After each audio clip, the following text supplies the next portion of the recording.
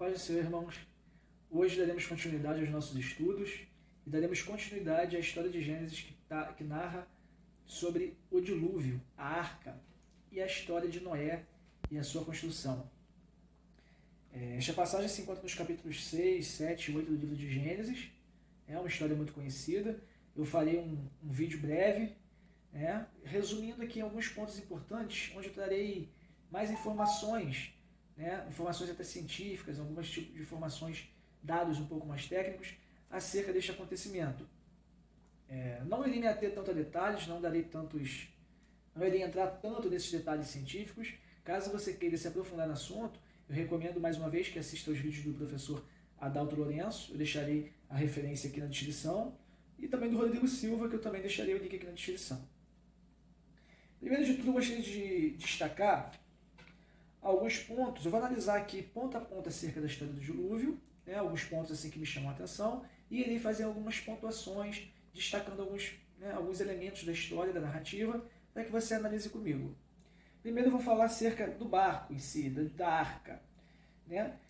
Primeiro gostaria de notar que essa madeira que é descrita, que é da construção da arca, também chamada de cipreste, é uma madeira conhecida por todos como uma madeira de excelente flutuação.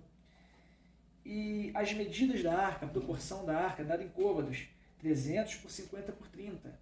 Essas medidas são medidas ideais. As proporções da arca são proporções usadas até hoje por navios cargueiros.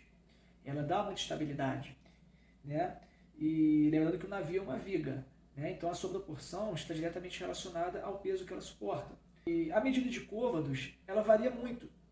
Existem diversas... O côvado é uma medida que era de acordo com o rei. Era a medida do antebraço do rei. Então, havia uma diferença do côvado sumério, côvado romano, côvado hashimi, côvado árabe, côvado mesopotâmico, babilônico, persa, chinês e por aí vai. E essas medidas variavam muito. Por exemplo, o côvado chinês era de 37 centímetros, enquanto o côvado hashimi era de 65 centímetros. Então, se nós pegarmos aqui um valor médio aí, por exemplo, o côvado romano de 45 centímetros, nós temos que as medidas da arca seriam de 133,5 metros por 22,5 por 13,5. É uma medida muito grande, lembrando que haviam vários níveis, que seria para Noé ficar junto com sua família, com os animais e mais os mantimentos. Porém, essa medida poderia ser maior. É interessante notarmos que essas medidas, muita gente acredita que seria uma medida pequena para abrigar tantos animais. Porém, nós podemos ver aqui, uma arca desse tamanho seria suficiente para guardar 4.000 carros Corsa Wind. Nós temos que existem aproximadamente 1.250.000 espécies de animais. Quando a Bíblia fala espécie, a linguagem da época, espécie não é a mesma linguagem que nós usamos hoje para espécie. Por exemplo, só espécies de cachorro existem várias, espécies de macaco, espécies de urso, espécies de leão. Não é isso. Quando a Bíblia fala espécie, ela se refere à forma primitiva do animal. Para vocês terem uma ideia, de um tipo de cão, um tipo de hiena e um tipo de lobo, podem se gerar todas as espécies atuais. Porque muitas das espécies que nós temos hoje são cruzamentos e misturas de espécies primitivas. Então acreditamos que na Bíblia, quando em Gênesis ali fala a questão das espécies, ele fala das espécies primitivas e as posteriores vieram depois. Porém, nós falamos que existem cerca de 1.250.000 espécies de animais, mais de 950.000 são insetos. Insetos não têm narina, não têm traqueia, não têm narina, não traqueia. Eles boiam, e o ambiente aquático assim, de inundação é um ambiente propício para a proliferação de insetos. Inclusive os ovos de insetos boiam. E inseto também não ocuparia lugar na arca, lugar a ponto de relevante. Sobram 300.000 espécies. Dessas 200.000 espécies, 270.000 são vida aquática. Então não teria problema, visto que os peixes de água doce eles ficariam em regiões que formariam chamados bolsões de água doce, diante da inundação. Sobram 30.000 espécies. Se nós tomarmos como média o tamanho médio de cada animal, a média do tamanho de uma ovelha, dariam para 120.000 animais do tamanho de uma ovelha. E é claro que esses animais poderiam ser filhotes, não necessariamente eram animais adultos, poderiam ser animais filhotes que, consequentemente, seriam menores. Como esses animais ficariam ali na arca? A questão do comportamento deles. Ora, da mesma forma que Deus deu o entendimento dos animais e trouxe eles até Noé, Deus pode ter dado a eles um certo entendimento para que eles ficassem ali de forma pacífica. Ou, da mesma forma, eles poderiam ter hibernado, assim como os ursos hibernam. em média aí 18 meses, na arca eles precisariam ter hibernado 13 meses. O que, além de ter melhorado, né, acalmado o comportamento deles, teria diminuído a necessidade de comida e a necessidade de limpeza, uma vez que eles não iriam defecar. Eu falo essas coisas, irmãos, lembrando sempre que eu estou usando aqui informações científicas, vou usar ainda mais algumas informações científicas agora falando acerca do dilúvio mesmo, mas a minha fé, e eu recomendo que a sua fé também, não seja baseada em informações científicas.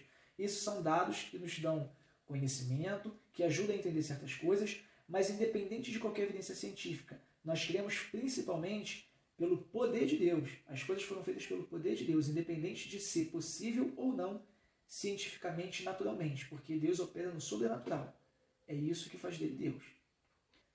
Falando agora do dilúvio em si, da questão da inundação, nós cremos que, baseado em algumas evidências que eu não vou me aprofundar, a Terra era diferente. Acreditamos que na Pangeia os continentes eram juntos, não havia os oceanos, né, o Oceano Atlântico, por exemplo, os continentes eram juntos.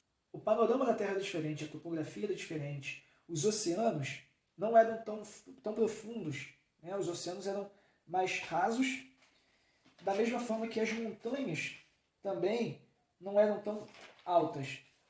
As montanhas tinham no máximo 2.500 metros e o oceano tinha aproximadamente 3.000 metros de profundidade. O que teria acontecido? Quando Deus abriu as comportas dos céus e começou a chover, a Bíblia também diz que ele abriu as comportas do fundo, as águas, né, do fundo vieram. Né? Não apenas águas de cima, mas também havia águas por debaixo. Né? E cientistas têm encontrado evidências de que existia um oceano a cerca de 50 km de profundidade no subsolo. Né? Isso pode ser, né, temos evidências disso a partir de escavações que foram feitas que encontraram água a profundidades muito grandes. Isso atualmente. Né?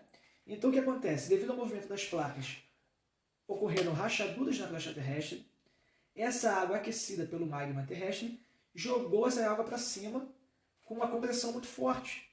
E isso, associado à chuva, a água que já estava ali de baixo, ela subiu, elevando o nível dos oceanos que subiram, e a Terra, que tinha um relevo mais baixo, logo inundou. E isso de uma forma muito rápida, porque a vazão de água seria muito grande. Estamos falando aí de uma vazão de 600 milhões de metros cúbicos. Então o que acontece? Isso tudo teria alagado a Terra. Nisso, enquanto estava tudo alagado, a Terra foi se movendo. Os montes, a Terra foi se dividindo, os continentes se dividindo. E nisso que a Terra foi se dividindo nesse terremoto tão grande, o que aconteceu foi o seguinte: conforme a Terra foi se movendo, conforme ela foi parando, uma extremidade foi parando e a outra foi empurrando aquilo ali, comprimindo a Terra, gerando as formações rochosas e montanhosas que nós temos. Se você observar a formação montanhosa da Terra, você vai ver uma similaridade na localização das mais altas montanhas do mundo. E isso explica por que os montes daquela época foram cobertos pela água e não seriam cobertos hoje com a mesma quantidade de água. Entendeu? Não porque Deus não tenha poder para fazer isso. Ele poderia ter feito isso independente do tamanho das montanhas. Mas nós cremos que foi dessa forma que aconteceu. A população da época do dilúvio, especialistas e estudiosos estimam que havia de 700 milhões a 2 bilhões de pessoas na Terra. Né? Então, de toda essa quantidade de pessoas, o que nós tiramos disso para nós hoje? O que Deus nos mostra? Mais uma vez eu volto a falar que isso tudo é uma grande alegoria de Jesus Cristo. De que de toda aquela gente, apenas Noé e sua família se salvou. Da mesma forma que hoje há tanta gente na Terra, mas só aqueles que aguardam, que creem na promessa, serão salvos. Então, irmãos, nós podemos ser como Noé. Noé, quando houve o dilúvio, ele tinha 600 anos na época do dilúvio. E ele viveu até a 10ª geração de seus filhos. Para vocês terem uma ideia, segundo a cronologia bíblica, quando Noé morreu, Abraão já tinha 58 anos. Eles chegaram a ser contemporâneos. Mas ele conseguiu vencer aquele momento, porque ele creu na palavra de Deus. Quando Deus disse a ele que haveria e orientou ele a construir a arca, ele prontamente se pôs a fazer aquilo que Deus ordenou que ele fizesse. Da mesma forma, nós temos na Bíblia diversas orientações e tudo que nós precisamos saber de como nós devemos agir para que quando vier o dilúvio, que será, no nosso caso, a segunda vinda de Cristo, nós não venhamos ser pegos desprevenidos, desapercebidos, como as virgens loucas que não guardaram azeite. Que nós não sejamos como aquela população dos tempos de Noé, que comiam, bebiam, casavam e se davam em casamento, E quando Noé fechou a arca, quando Deus fechou a arca e começou a chover, eles buscaram por proteção, já não havia mais tempo. Então, irmãos, que nós possamos ser como Noé e sua família, possamos crer na promessa, possamos crer na palavra de Deus. Em nome de Jesus, que você possa guardar essa palavra no seu coração. No próximo vídeo nós daremos continuidade à história de Noé, ao que houve após o dilúvio, o pós-dilúvio. Vejo vocês em breve.